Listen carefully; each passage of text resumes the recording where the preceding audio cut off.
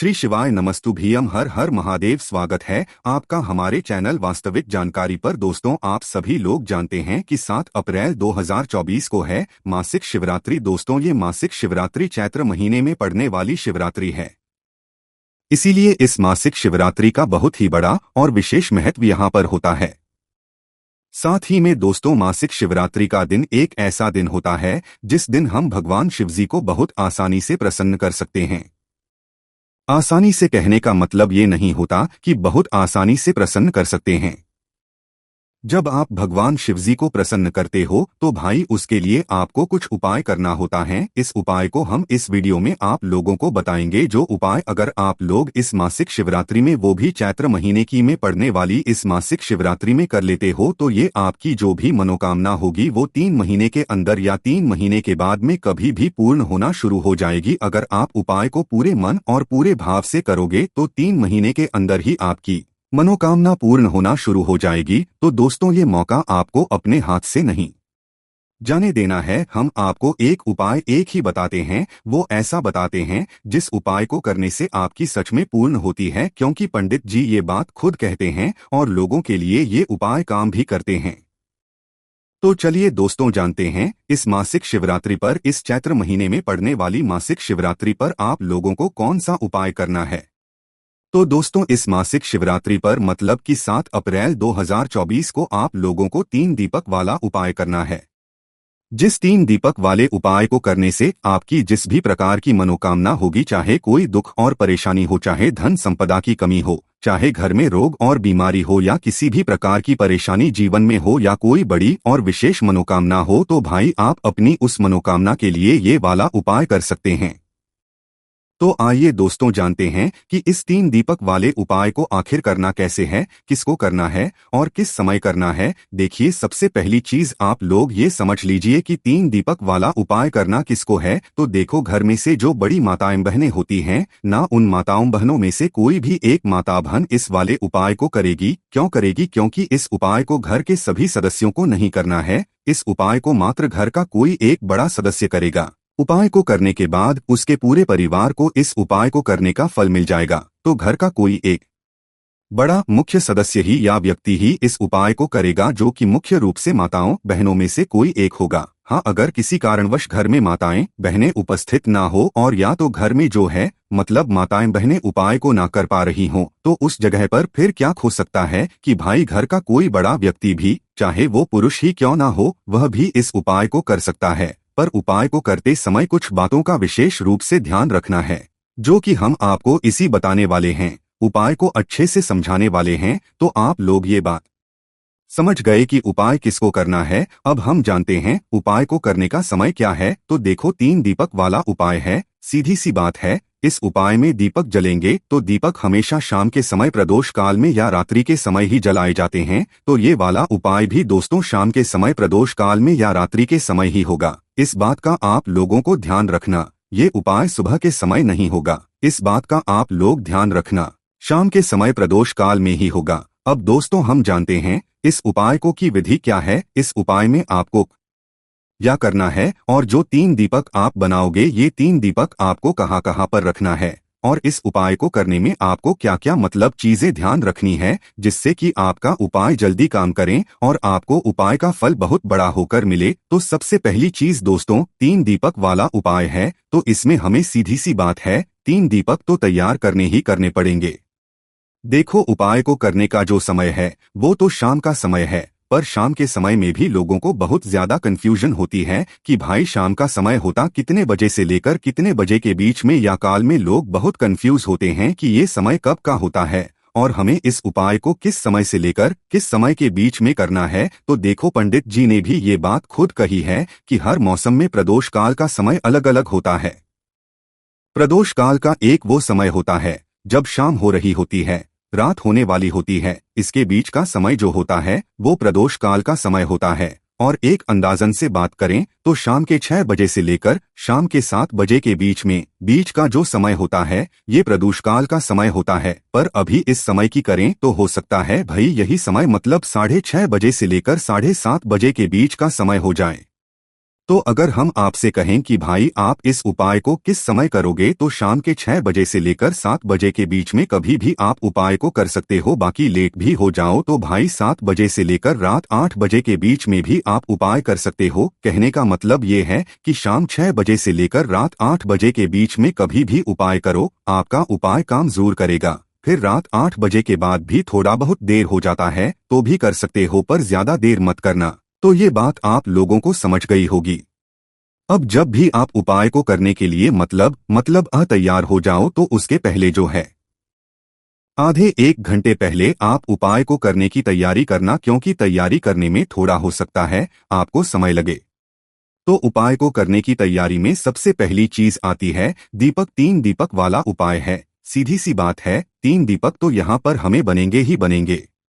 पर ये जो 3 दीपक हैं, ये किस चीज के बनेंगे? आटे के बनेंगे या मिट्टी के बनेंगे? देखो, ये वो उपाय है जिस उपाय को जो भी व्यक्ति करता है उसको फल जरूर मिलता है। मासिक शिवरात्रि हर महीने में आती है और हर मासिक शिवरात्रि का एक बड़ा महत्व होता है। और बात आ जाए जब चैत्र महीने की मासिक शिवरात्रि का, तो भाई इससे अच्छी बात और कुछ हो ही नहीं सकती है। तो भाई आप लोगों को क्या करना है, 3 दीपक तैयार करने हैं। ये जो दीपक होंगे ये होंगे आटे के दीपक। मिट्टी के क्यों नहीं होंगे? क्योंकि दोस्तों अगर हम मिट्टी के भी बोलते हैं, पंडित जी ने भी वैसे मिट्टी के नहीं बोला है, पर मिट्टी के बोलते भी हैं, तो सभी लोगों के पास इस वक्त मिट्टी के दीपक उपस्थित नहीं होंगे इसमें। क्योंकि दोस्तों मिट्टी के जो दीपक हमें चाहिए पड़ेंगे वो नए दीपक चाहिए पड़ेंगे, और इस समय नए दीपक मिलना मतलब मुश्किल है। तो इसीलिए दोस्तों उपाय में आप लोग आटे के दीपकों का प्रयोग करोगे हैं ना। अब ये जो आटे के दीपकों का प्रयोग करोगे ये आप अपने घर में ही बनाओगे। आपने मतलब एक प्लेट या पूजन वाली थाली कुछ भी लेना है जिसके अंदर आप लोगों को जो है आटा लेना है। ठीक है, वो आटा शुद्ध होना चाहिए। उपाय को करते समय शुद्धता का विशेष रूप से ध्यान रखना। इस बात का ख्याल रखना जो उपाय को करने वाला है वही उपाय की पूरी तैयारी भी करेगा। इस बात को भी आप लोग ध्यान रखना। ठीक है, तो आटा ले लेना है। इतना आटा लेना कि आपके 3 आटे के दीपक तैयार हो जाएं। मीडियम साइज के उस आटे के अंदर कुछ भी नहीं डालोगे, सादा आटा लेकर उसके अंदर पानी डालकर उसे गूंद लोगे। तो दोस्तों जैसे ही आप लोग ये आटा गूंद लेते हो उसके बाद आपका क्या काम रहेगा कि आप इस आटे से 3 मीडियम साइज के दीपक बना लो। देखो जितना आटा आपने गूंदा है ना, उससे पूरे के दीपक आप लोग बना लेना। मतलब इतना इतना 3 भागों में वो आटा मतलब आप लोग बांट लेना और उससे फिर दीपक बनाना। उस आटे में से जो है मतलब वो आटा बचना नहीं चाहिए, उसके सबके दीपक आप लोग बना लेना। 3 भागों में बराबर बराबर आटा मतलब बांटकर उसके 3 मीडियम साइज के दीपक तैयार कर लेना। जैसे ही 3 तैयार होते हैं उसके बाद में इन तीनों दीपकों के अंदर जो बत्ती रखाएगी वो सबसे महत्वपूर्ण चीज है। गोल बत्ती रखाएगी भगवान शिवजी के कार्यों में, और भगवान शिवजी के उपायों में हमेशा गोल बत्ती का प्रयोग किया जाता है। इस बात का ध्यान रखना। तो अपने हाथों से बनी हुई है, आपके घर में जो रुई हो उस रुई से अपने हाथों से गोल बत्ती बनाना, फिर इन दीपकों के अंदर रखना। इस बात का भी आप लोग विशेष रूप से ध्यान रखना। ठीक है, ये बात आप लोगों को समझ आ गई। उसके बाद में क्या बाजार वाली बत्ती नहीं रख सकते? बाजार वाली बत्ती भी रख सकते हो, पर कोशिश करना अगर आप भगवान शिव जी को सच में प्रसन्न करना चाहते हो तो हाथ से बनी हुई गोलबत्ती का ही प्रयोग करना है। एक एक गोलबत्ती तीनों दीपकों के अंदर रख देना। उसके बाद में इसके अंदर क्या चीज डलेगी जिससे ये दीपक जलेंगे? तो यहाँ पर डलेगा शुद्ध देसी गाय का घी। देखो शुद्ध देसी गाय का घी हम बार बार इसीलिए बोलते हैं क्योंकि इसी उपाय में यही घी प्रयोग होता है। शुद्ध देसी गाय का घी, ना तो इसमें बाजार का घी जलता है ना तो यहाँ पर भैंस का घी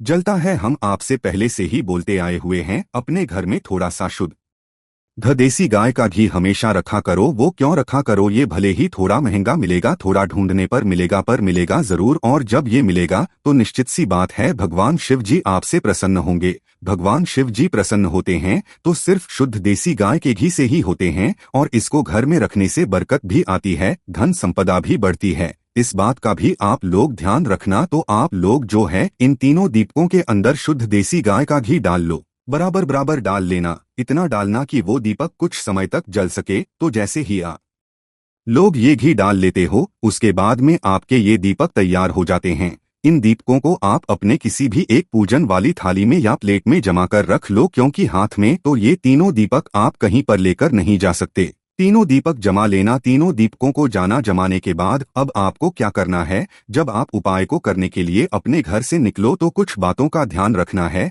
जैसे कि ये दीपक जहाँ जहाँ पर भी आप रखने वाले हो वहाँ पर आप चाहो तो भाई अपने साथ में कुछ चावल के दाने या कुछ फूल की पंखुड़ियाँ रख सकते हो, जिससे कि जहां जहां पर भी आप ये दीपक रखो वहां पर पहले कुछ चावल के दाने या फूल की पंखुड़ियां रखो, उसके बाद ही ये दीपक वहां पर रखो। चाहो तो रख सकते हो, वो आपके ऊपर है। उसके बाद में दूसरी चीज, अपने घर से अपनी माचिस लेकर जाना। ये चीज हम आपको बार बार इसीलिए याद दिलाते हैं ताकि आपको याद रहे, और अगर याद नहीं रहा अपने मंदिर में किसी और से माचिस ले, जहाँ पर आपने ये दीपक रखी वहां पर किसी और से माचिस ले ली, तो भाई इस उपाय का फल उस व्यक्ति को भी चला जाएगा, कुछ भाग चला जाएगा। इसलिए हम आपको बार बार समझाते हैं अपने घर से अपनी माचिस लेकर जाना। और जैसे ये सारी तैयारियां हो जाती है तो ये 3 दीपक 3 जगहों पर चूंकि लाइन से ही लगाएंगे जैसे जैसे हम आपको बता रहे हैं।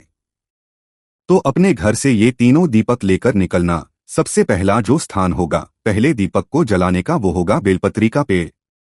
बेलपत्री का जो पेड़ होगा वह बड़ा होना चाहिए, छोटा पेड़ नहीं होना चाहिए। इस बात का भी आप लोग ध्यान रखना। तो किसी भी बड़े वाले बेलपत्री के पेड़ के नीचे आप लोग पहुंचना और वहां पर पहुंचकर बैठना। बैठने के बाद अपना पहले नंबर का दीपक अपनी माचिस से जलाना। जलाने के बाद उस दीपक को अपनी पूजन वाली थाली से उठाना। उठाने के बाद इस दीपक को आप बेलपत्र के पेड़ के नीचे भगवान शिव जी, माता पार्वती जी और माता लक्ष्मी जी का नाम लेते हुए रखना। जैसे ही आप लोग ये पहला दीपक रखते हो वहां पर भगवान शिव जी से अपनी वह मनोकामना बोलना जिस मनोकामना के लिए आप लोग यह वाला उपाय कर रहे हो। भगवान शिव जी, माता पार्वती जी और माता लक्ष्मी जी का नाम लेते हुए जैसे ही आप लोग मनोकामना करते हो, विनती करते हो, पहला दीपक जलाते हो, वहां से उठना है। भगवान को धूप देकर से उठ जाना है। अब जो है आपका जो दूसरे नंबर का दीपक है इसे लेकर जाओगे आप लोग शिव मंदिर में। दूसरे नंबर के दीपक को शिव मंदिर में लेकर पहुंचना, भगवान शिव जी के दर्शन करना और शिवलिंग के पास में बैठ जाना। दूसरे नंबर के दीपक को आप अपनी माचिस से जलाना। दीपक जैसे ही जल जाता है उसको उठाना, शिवलिंग के पास में रख देना। शिवलिंग के थोड़ा सा दूरी बनाकर रखना, भगवान शिव जी को आंच ना लगे, इस बात का ध्यान रखना। दूसरा दीपक जैसे ही शिवलिंग के पास में रख दो तो भगवान से अपनी वापस से मनोकामना बोलना। मनोकामना एक ही बोलना है, बदल के नहीं बोलना। जो मनोकामना आपने बेलपत्र की पड़ी है, जो बोली थी, वही मनोकामना भगवान शिवजी से यहाँ पर भी लेना है। ऐसी मन ही मन कर लेना, आपको बोलने की जरूरत नहीं है। मन ही मन विनती करके आप लोगों को ये दूसरा दीपक रख देना है। फिर उसके बाद में जैसे ही ये दूसरे दीपक जलता है, भगवान से प्रार्थना करके विनती करके उनको धो देकर वहां से उठ जाना और इस तीसरे नंबर के दीपक को जलाने के लिए पहुंच जाना आंवले के पेड़ के नीचे। जिस आंवले के पेड़ के नीचे जाओगे, ये आंवले का पेड़ भी बड़ा होना चाहिए, छोटा नहीं होना चाहिए। उस बड़े पेड़ आंवले के पेड़ के नीचे पहुंचना, वहां पर बैठकर जो है आप लोग अपना तीसरे नंबर का दीपक जलाना। उस दीपक को जलाकर आंवले के पेड़ के नीचे भगवान से प्रार्थना करते हुए उस दीपक को रख देना।